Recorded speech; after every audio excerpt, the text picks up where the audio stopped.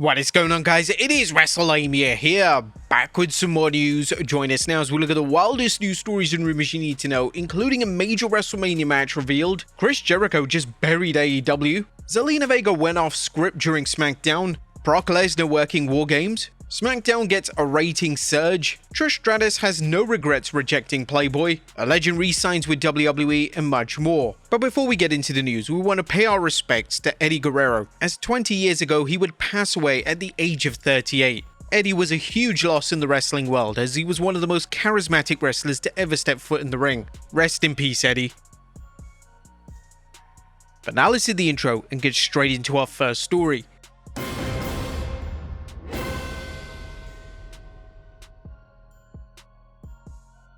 Now, our top story looks ahead to WrestleMania 42, as it's been reported that WWE are beginning to piece together their plans for the biggest show of the year. Thanks to WWE Unreal, we now know that this is the time of year where WWE begins to draft a preliminary WrestleMania match card, and we know one of the matches WWE are discussing right now. According to BodySlam Plus via Patreon, WWE is discussing having Women's World Champion Stephanie Vaquer defend against either Rhea Ripley or Becky Lynch. WWE has started to have discussions regarding WrestleMania 42 creative, and one of the discussions is who Stephanie Vaquer could potentially be facing in a WrestleMania debut. Sources indicate to BodySlam that Rhea Ripley and Becky Lynch have been discussed as potential opponents for Vaquer at WrestleMania. There's plenty of time between now and April when WrestleMania takes place, so a lot can change, as we saw with the WWE Unreal series, but these potential matches have at least been brought to the table. Both Ripley and Lynch will be considered money matchups for Vaquer. These are two huge matches and certainly fit the billing for WrestleMania. As things stand, Ripley seems like the most sensible option, as Lynch is in the midst of a highly successful reign as Women's Intercontinental Champion, and it may be in WWE's best interest to have her walk into WrestleMania with the gold around her waist. There are countless big money matches for Lynch outside of Vaquer, and a match versus the likes of Io Sky could potentially steal the entire weekend. There's also a singles match versus AJ Lee, but with it being reported that AJ is said to be part of WarGames later this month, they may end up delivering the match before WrestleMania 42.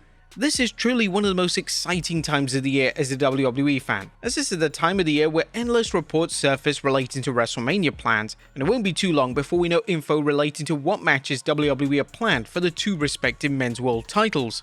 Next up, Chris Jericho just buried AEW.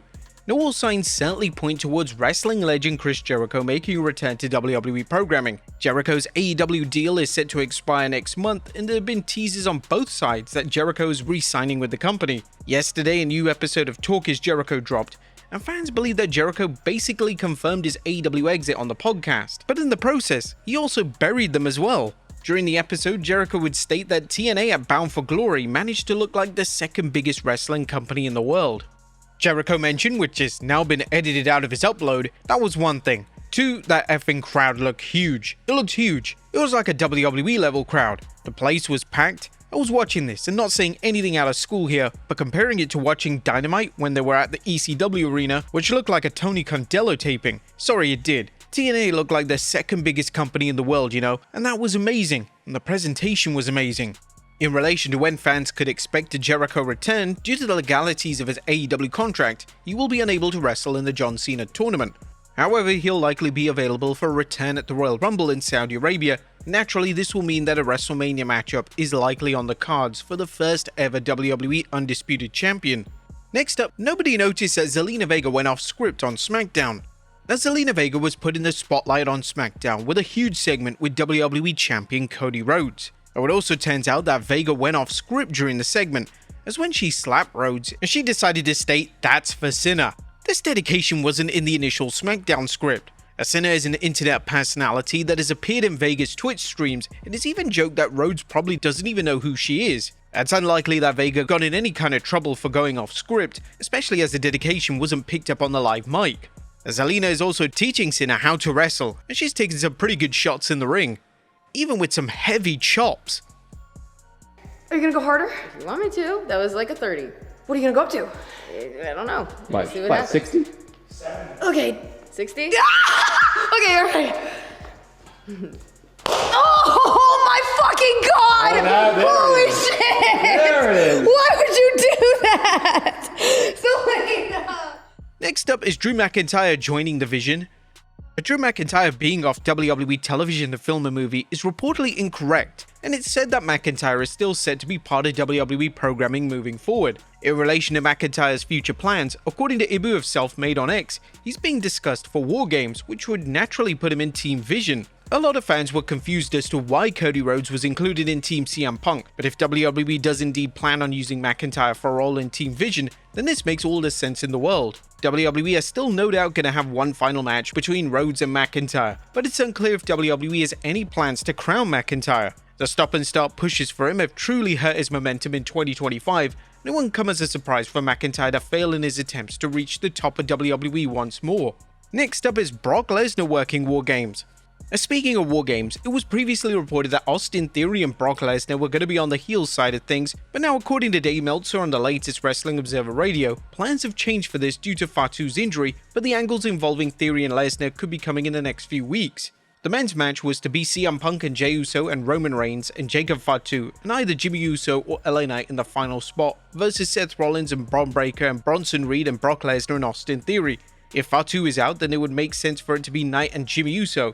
With Rollins out, we know Logan Paul is in that spot, but nothing on television yet has indicated or teased Lesnar or Theory, but those angles would be upcoming in the next few weeks. The inclusion of Lesnar makes a lot of sense, especially with his long-term friendship with Paul Heyman.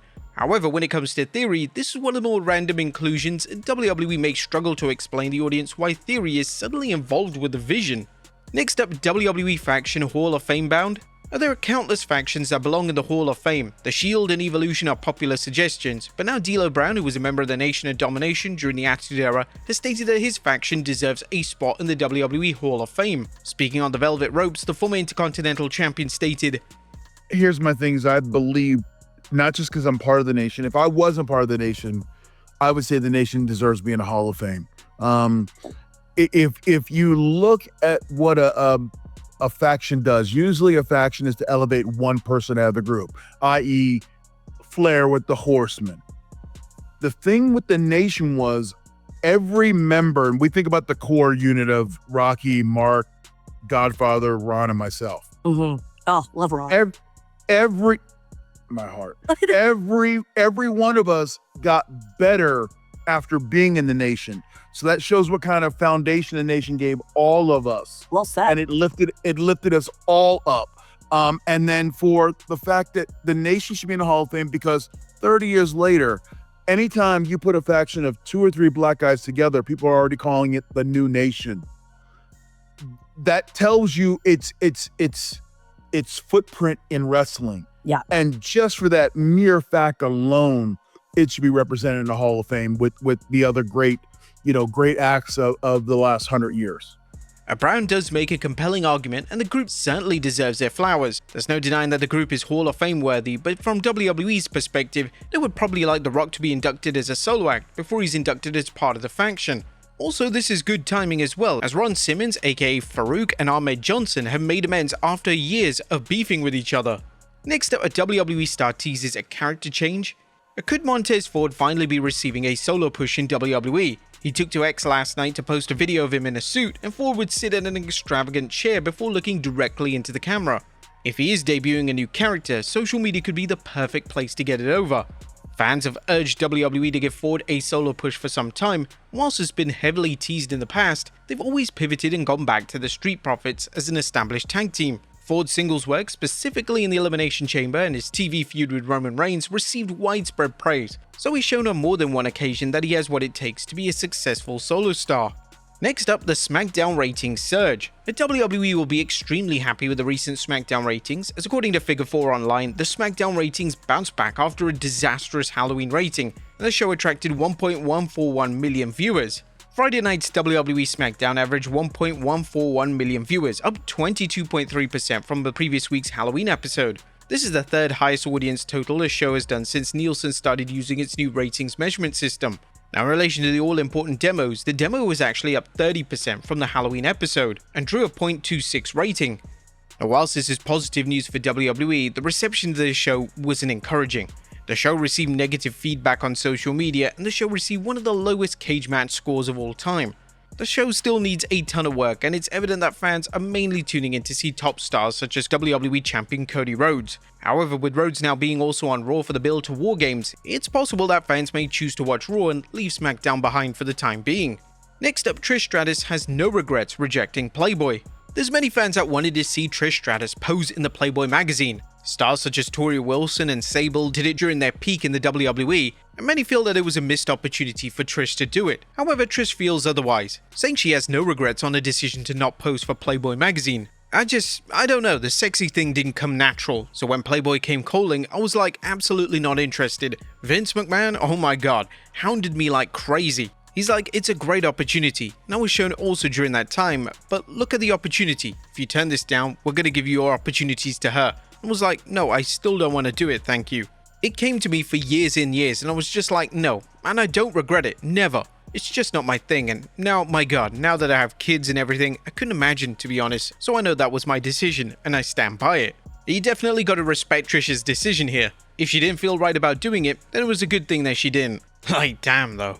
Next up, a legend re-signs with WWE. It's official, former WWE Cruiserweight Champion Chavo Guerrero has re-signed with WWE. According to Guerrero during an interview with Bill Apter, he recently signed with WWE and will be helping out with the AAA shows. Yeah, I just re-signed with WWE. I'm helping out with their AAA shows and putting things together. I'm back with them. This is a natural fit, and Guerrero is a perfect name to work as a producer in AAA. This marks his first WWE deal since 2011, and since that time he's worked in various promotions including TNA and even AEW. And finally, WWE booking has been praised. And here's something you don't get often, as WWE commentator Booker T has offered specific praise for how WWE presented John Cena on Raw this week. Speaking on his podcast, he stated that WWE produced really good television. You know what? I just think it's really, really good TV. It's really, because people wondering what's going to happen with Dom. I don't think people need to worry about what's going to happen with Dominic Mysterio. This guy's on a trajectory like I've never seen before in this business. As far as John Cena winning it to set up this retirement tour, it's perfect. It's perfect. You know what I mean? Because somebody's going to get that shot, and there again, person's going to have a chance to walk in and perhaps walk out the new champion and beating John Cena. The story is just too good. Whilst the WWE product has been hit and miss all year, they've truly hit a home run on Raw this week. Booker is right, there is concern from fans when it comes to Mysterio, but he will likely be fine. Losing to one of the greatest pro wrestlers of all time won't impact his credibility, and he managed to become one of the longest reigning Intercontinental Champions of the modern era. But there you have it folks, the wildest news stories and rumors you need to know. Be sure to leave your comments down below, and I'll see you next time with some more wrestling content.